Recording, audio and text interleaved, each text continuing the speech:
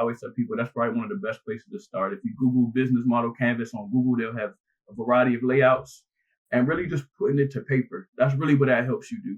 Put it to paper, like, cool, I got this really dope idea, but what in the world does it look like? Like what in my target audience, what is my business model going to look like? How am I going to get money from this concept? So that was one of the initial starts of where Venture for Them even began. Just mapping out that business model canvas. This pretty much almost started as like a school project in my MBA program. Part of it was like, all right, how do we bridge the wealth gap? And that was my proposal, Venture for Them. We doubled down on investing in early stage, tech entrepreneurs, specifically from HBCUs, to bridge that gap, from a, minority standpoint, an ethnic standpoint. And so to that point, just starting with that business model canvas is critical. You can find a variety of templates if you Google that right now online, but putting that idea to paper and even just putting it up on your fridge, putting it up on a sticky note on your computer that you're going to look at every day. But so that thing is on the forefront of your mind, and that energy, that idea isn't just out there for somebody else to grab up, but like now it's on paper. Now let me map out, all right, how will I actually execute this thing? I feel like that's the best way to start. And life is two types of people. It's dreamers and doers. You know what I mean? Everybody got dope dreams. Everybody does, but it's like, who's really going to execute? Can you say that again, bro? Life is two types of people, bro. It's dreamers and it's doers. Yo, plug me in.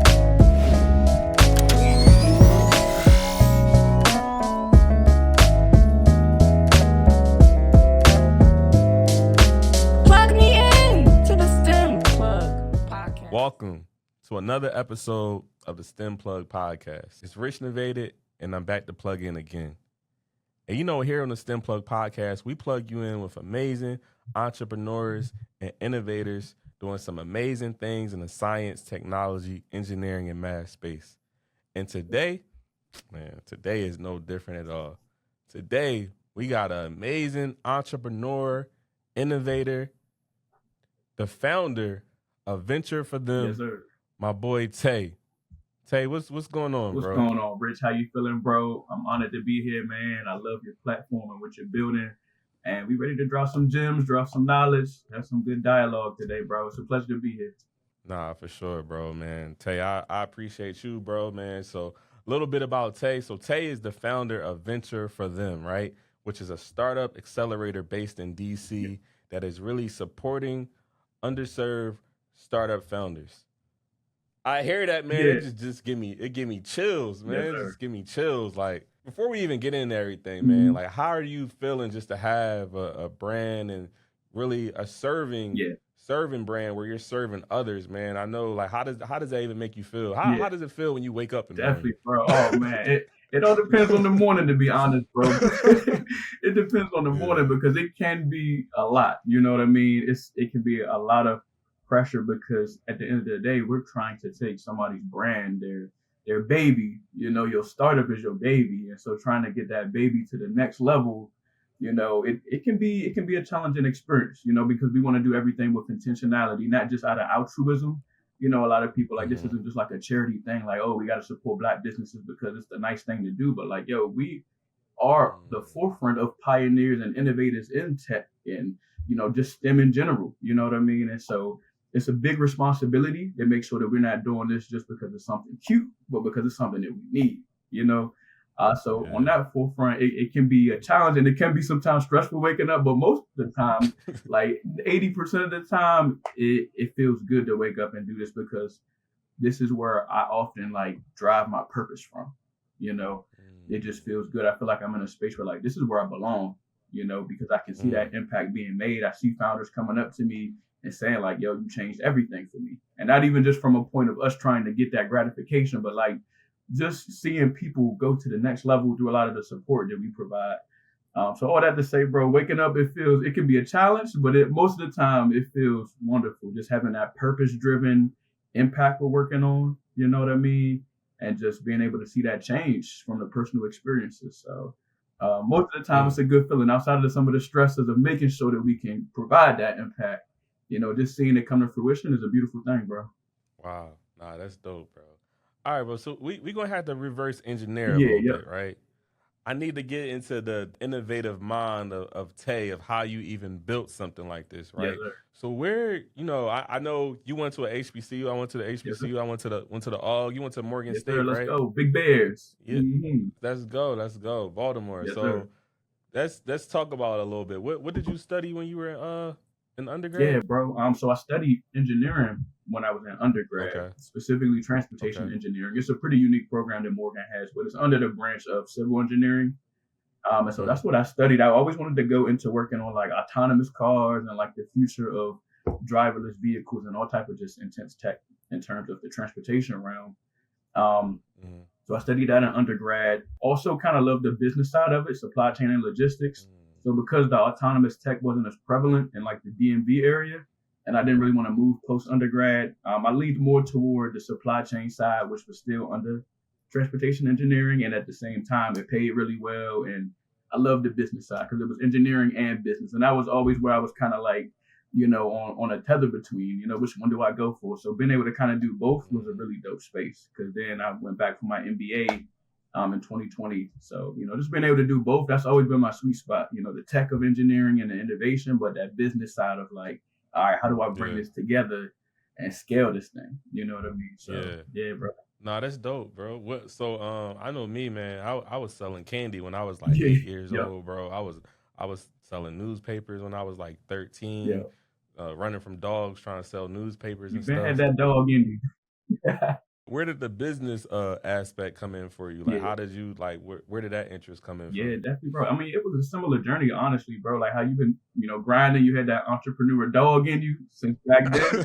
Like I had that Yeah, same dog in me, bro. But like I would yeah, get finessed sometimes. It's funny because I get finessed sometimes, bro. I would be in school. It'd be middle school. I'm in this young entrepreneurs program, so I've been had it early, like middle school. We had this whole program, and so I yeah. was selling school supplies, candy, snacks. My downfall was the pretty women would be like pretty girls at the time. They'd be like, "Oh, I'll pay you back. Can I get some free, color pencils or whatever?" And I would do it, bro. I'd be like, "Yeah, I know you'll pay me back. Here you go." So I was losing money Uh, because they would finesse me. uh, So I mm, had to learn business. I had to learn smart business. I had to learn that business is business. It ain't yeah, personal. Make sure you get that money up front. No yeah. payment plans. So yeah, But that's where it started though. it's so much in life that you can learn from failure, though, Yeah, right? it is. Like, Yeah, and I know definitely probably like even I always hear a lot from investors and different stuff like this, and you could tell me as well of your yeah, experiences. A lot of times people want to see that you actually failed something before they'll even invest into yeah. you, right? That's real. That's real. But I would say even to expand on that, bro, because just as you saying that, I'm like, yo, that's so real because we always associate failure with this negative connotation. You know what I mean? But it's Mm, important to fail because if you're not failing, you're not trying hard enough. You know what I mm, mean? Like you have to fail forward and fail fast so that you can know, all right, this isn't quite working. Maybe tweak this business model or, whatever type of pivots you need to. So like failure is critical. And I'm learning even in my older age to just embrace it more, bro. Like if I'm not failing, like I'm not getting enough rejections from potential investors or sponsors or whatever, I'm not applying enough. Like I need to be getting a rejection at least yeah. like once every couple weeks because that means I ain't applying to enough. You know what I mean? I feel like Wow. it's all numbers at a point in time, all statistics. You miss 100% of the shots you don't take. So if I ain't throwing that ball up enough, you know what I mean? I ain't missing enough. I gotta grind some more. So yeah, Yeah. Nah, that's dope. So give us a little some gems, man. What does the them stand for, yeah, and what does that definitely, stand for? bro. Venture for them. So the T.H.E.M is an acronym which stands for Tech High Performers and Entrepreneurial Minorities. And so that was all from a strategic standpoint, from branding. I was like, yo, people gonna look and be like, yo, what does this acronym mean? And I was like, let's put this Yeah. in there because it'll definitely attract people and create more dialogue. Like, what is the them? Mm, Who is them? And so yeah. that's what it stands for: Tech High Performers and Entrepreneurial Minorities. Wow. Okay. So I'm always interested in just the aspect of creation, right? Because I feel like anybody can come up with an idea, Right. but to execute Yeah. it, that's the real thing, Mm-hmm. right? So it's like the idea is only Yeah. 10%. The execution is the 90%, Yeah. right?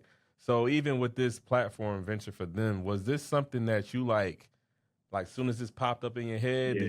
did you go for it, or was it something that was in your head and then like it took a while for you to maybe actually act on it? Yeah, Like, what was the process of that? definitely, bro. It took some time because I wanted to make sure that I did everything with intentionality.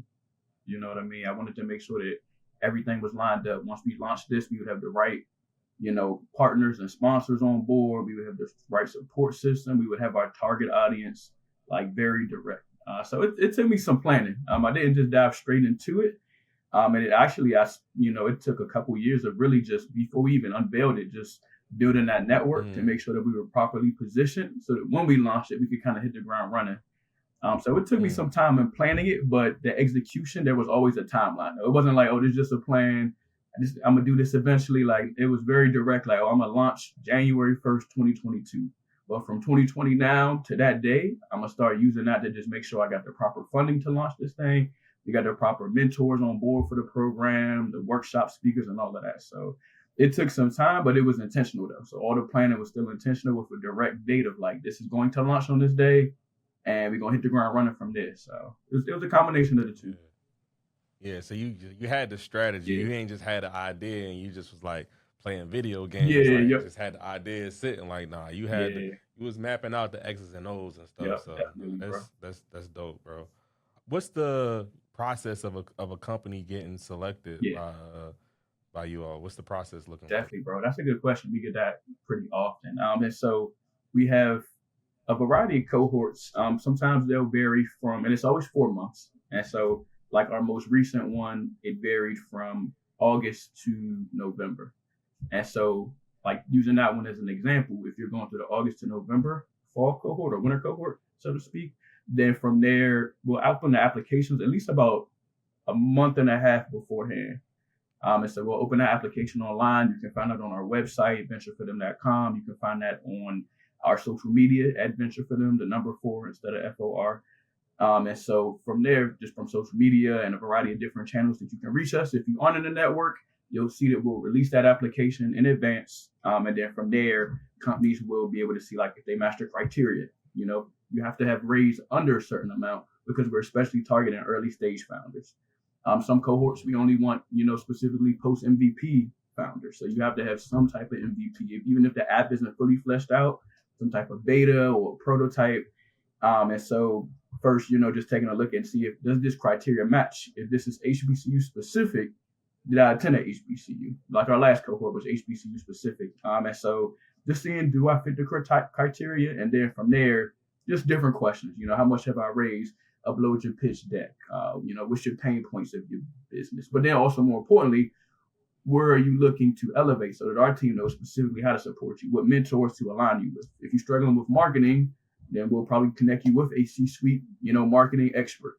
And so from any company like LVMH, we worked with LVMH in the past as a mentor, or a variety of other companies we work with. And so from there, really, that's just the process. Once we drop that application, just mapping out, okay, do I fit the criteria? And then just going through that application, which isn't as intense as I've seen a lot of others because we want to bring in really dope founders. I see all the time application processes, and it's like, yo, this is overwhelming. You know what I mean? We want to make sure we cover all the details, but at the same time, not make this too overwhelming that somebody's going to open it and be like, yo, I'm not applying to this. This is going to take like 10, 20 days or whatever, So making sure that sweet spot in terms of the detail we need from it. But yeah, that's what the process looks like, though. Nah, that's dope. So, focusing on HBCUs, right? We have a lot of our listeners are in college. They're looking to get into STEM, into science, different tech careers. So they're listening and plugging into different innovators like yourself, right? So if I'm in college right now, right, I got a couple friends. I got a couple friends. We be chilling. We chilling after class. We just went to science class, or we just went to a different software class or something like that. Now we back in the room, and we thinking, what's the advice that you would give to a college student right now that is curious and wants to create something of their own? What's the advice that you would give to them starting off? Yeah, definitely, bro. I would say one of the best places you want to start at is at least just working on a business model canvas. I always tell people that's probably one of the best places to start. If you Google business model canvas on Google, they'll have a variety of layouts and really just putting it to paper. That's really what that helps you do. Put it to paper, like, cool, I got this really dope idea, but what in the world does it look like? Like what in my target audience? What is my business model going to look like? How am I going to get money from this concept? So that was one of the initial starts of where Venture for Them even began. Just mapping out that business model canvas. This pretty much almost started as like a school project in my MBA program. Part of it was like, all right, how do we bridge the wealth gap? And that was my proposal, Venture for Them. We doubled down on investing in early stage, tech entrepreneurs, specifically from HBCUs, to bridge that gap, from a, minority standpoint, an ethnic standpoint. And so to that point, just starting with that business model canvas is critical. You can find a variety of templates if you Google that right now online, but putting that idea to paper and even just putting it up on your fridge, putting it up on a sticky note on your computer that you're going to look at every day. But so that thing is on the forefront of your mind, and that energy, that idea isn't just out there for somebody else to grab up, but like now it's on paper. Now let me map out, all right, how will I actually execute this thing? I feel like that's the best way to start. In life, is two types of people. It's dreamers and doers. You know what I mean? Everybody got dope dreams. Everybody does, but it's like, who's really going to execute? Can you say that again, bro? Life is two types of people, bro. There's dreamers and there's doers. And everybody has great dreams. Shout out to MLK Jr. It's MLK Day, right? Everybody has great dreams, but he didn't just dream, he executed. He got them folk together, organized it. And so same for your business. Get your team together. Like you just said, it could be your homies that you in science class with. That could be your first team. You know that your boy over here is great at coding and your boy over here is great at maybe marketing or social media strategy. Put them ideas together. Now you got a team that's holding you accountable for that dream too. It's not just you internally, but you got a team holding you accountable. And now let's map out, all right, how can we take this to the next level? What type of staff at this school can help get us on board and connect us to folks? How can I hop on LinkedIn and just cold message 100 people to see who really bites at this idea? But it has to be something tangible that people can digest. Whether it's your business model canvas, whether it's a one pager, whether it's a very rough pitch deck, but like something tangible, that people can see and keep you accountable, and at the same time get them on board to believe in that dream of yours. That's often the hardest part. You know what I mean? That's your baby now, but like, all right, how do people make this their baby too? Like, oh, I love this, I'm invested in it. So, that's critical, yeah. Yeah, because you had one of your co-founders. Y'all went to school together. Yeah, right? yeah. My whole team, bro. My whole team. Well, not my whole team. I didn't go to school with my wife, but she. Of course, that's wifey. So she's gonna hold down the vision anyway, because that's big on both of us. But my co-founder Clay, we went to Morgan together, and then my CTO Jeff, that I just brought on board, one of my best friends from Morgan too, AI ML guru. He helping to streamline our mobile app portion of it. So I'm big on keeping it in the family. Some people say, oh, it's hard to keep business and family separate, but like if y'all are on the same page and y'all have the same vision, you just have to use that discernment of like, who can I really bring on to this? Who's really going to be serious? But I feel like because we're so close knit and tight friends and not just building this business, we keep it real with each other in a different level. We hold each other accountable on a more intimate and personal level because we've been through the trenches of college together. And so we know the hunger that each other has, So it's been a beautiful thing so far, bro. Small team, but big impact. Big impact. I see it, man. Definitely big impact. So how do you measure success for like a startup in your accelerator program? Like how do y'all measure that? How does that look? That's a good question, bro. On a variety of levels. I would say it's the tangibles and the intangibles. The intangibles are like success where like a founder comes to me after the program like, yo, y'all helped me get into this next accelerator. Y'all helped connect me to this mentor who's now an angel investor in my business. Like those testimonials and like just those dreams and impacts that shared post-program is often where we measure success, but then there's very tangible metrics too. So like how much funding did they get through the program? How much funding did they get post-program? How many customers do they have pre-program? How many customers do they have post? And so, funding, customers, mentors, actual leads and actual metrics of like, all right, what did they do after our program? Did they go into a larger accelerator? Did they get more funding and all of that? Because that's our goal. We're really just a pipeline to the big fish.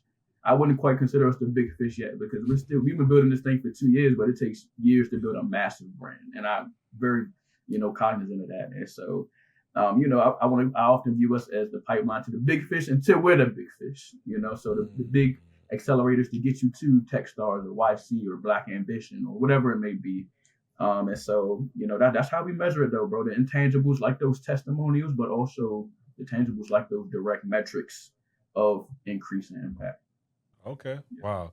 So I guess let's go back a little bit. So to get accepted into the program, are they like graduating from HBCUs, or are they actually still within college and they've developed this actual app? Yeah. So our last cohort, it was mixed actually. We had a combination of both students and graduates. And so it's a pretty Gotcha. unique experience for both because they're kind of going through different challenges.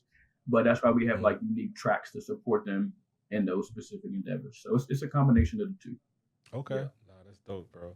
All right, bro. So here on the STEM Plug podcast, bro, we have something called the plug of the day, bro. Oh, all right. So I'm gonna give you a rapid question. I just need you to give me an answer, bro. Uh-oh, gotcha. Let's get it. Nah, you good, bro. So I guess my question is, what do you think is the biggest thing that someone can learn from failure? I would say the biggest thing that someone can learn from failure is how to grow from it, how to fail forward, how to fail fast, grow from it and learn how to pivot, to get to that next level and alleviate some failures down the line. Bars.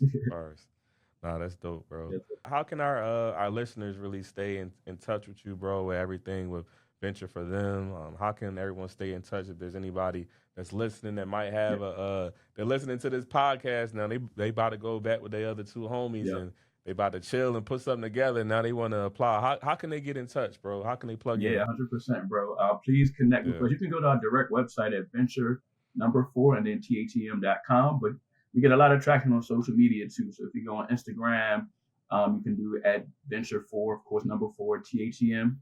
That's where a lot of our content is consistently. From there, you can sign up to some of our events. And now if you sign up to our events, which are often like links in our bio, we'll directly have your email. And then you'll also be on our email distro as well. Like we got an HBC Universe Summit coming up at Morgan State next month, February 24th. It'll be awesome, dynamic conference for the HBCU speakers, industry experts, and panelists, pitch competitions, workshops. It's going to be fire. So definitely just check out our social media too. That's a huge plug into what you can get into. And those are the main things. You can go on YouTube, look up at Venture for Them as well, see a whole bunch of our free workshops we got online. Previous Founder Fridays, we do free workshops called Founder Fridays. It used to be every single Friday. Right now we're on a break because we're planning for the summit. But yeah, check those out too. It's a variety of free webinars, workshops on brand awareness, fundraising, crowdfunding, VC funding, all type of things. Managing your mental health as a founder, like even the super important things that you might not even hear about as much. So yeah, definitely check out our YouTube too. Okay, now that's dope, bro. Yeah, we mentioned a lot about HBCUs, and I guess question that I just had is like, how do you think HBCUs can benefit from partnerships with tech companies? How do you think? How can they benefit? I think it's critical, bro. I think they can benefit by creating a greater hiring pipeline because we know the tech space is not nearly as diverse as it needs to be. And if you in the know of the news, for anybody listening, you see the attacks on DE&I. We see it firsthand on all these top big tech companies. And so I think just having that pipeline just helps students, not because they're a certain race, but because they're amazing students who are phenomenal in what they do. They just may not always have the recruiters on their campus as heavily as some of the Ivy Leagues or other universities. And so making sure we have that pipeline so the students get hired, making sure we have that pipeline so the students get funding for their businesses. It's a statistic that says like 66%, and that's why we focus on HBCUs. Statistically, only about 6% of HBCUs have, internal funding opportunities for student entrepreneurs. And so that was kind of heartbreaking to me to hear that it's so low. Out of I think it's 107 HBCUs right now. That means 5 or 6 have them, and so we need to make sure that we bridge the gap. So like you said, when those homies come together and got that idea, they too early to get to a VC fund. So maybe maybe too early for even a friends and family fundraising round. So maybe even at least a university has some type of pitch competitions or internal resources where they can get 5,000, 10,000 to at least get some type of beta, some type of prototype. So big on that, big on HBCU support, whether it's in entrepreneurship, like actually hiring into that company, or even entrepreneurship, like getting funding for their startups. That's super critical to what we do. Yeah, well, we're going to make sure all the HBCUs tap in with Venture for Them for sure. Yes, sir. So any HBCUs y'all listening, I'm in North Carolina, so all the HBCUs in North Carolina, we gonna make sure that we gonna plug in with Venture for Them. Yes. we might be having some live STEM plug podcasts with Venture for them. Who Hey, knows? Who knows what the future might Yep. have? I'll make that drive to NC, bro. Yeah. I got love. I've been to G-Ho. I got love for all of the North Carolina HBCU. So yeah, definitely want to plug in with that for sure. For sure, bro. But yeah, bro. Just one more time, you can just plug in your social medias for us, bro. Your personal pages, Yep.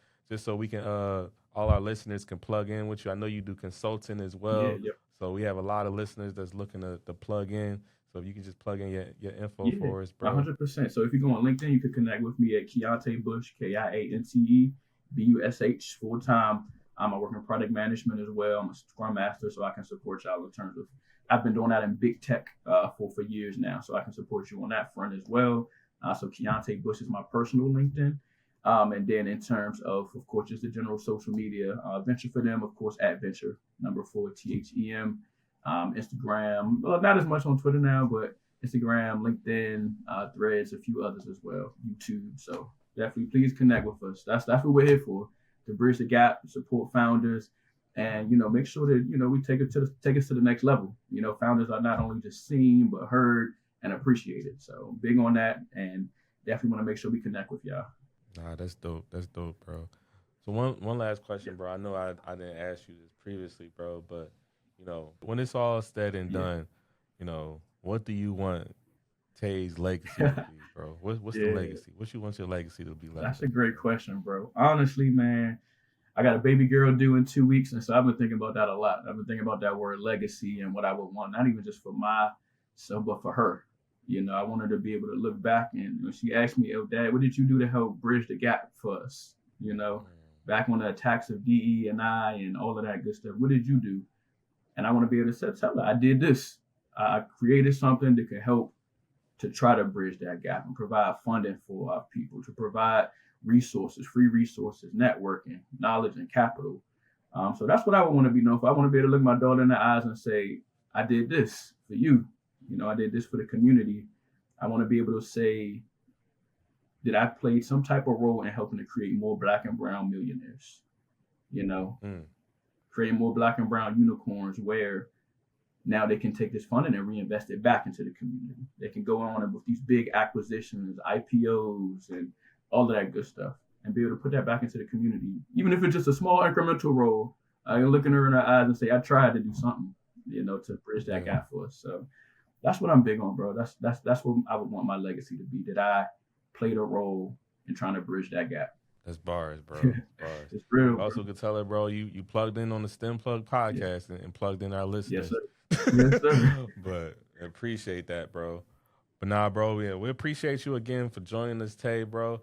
This is another episode of the STEM Plug podcast. Make sure you tap in with Venture for them. Tap in with everything that Tay got going on. Make sure you subscribe, like on YouTube, and keep plugging in.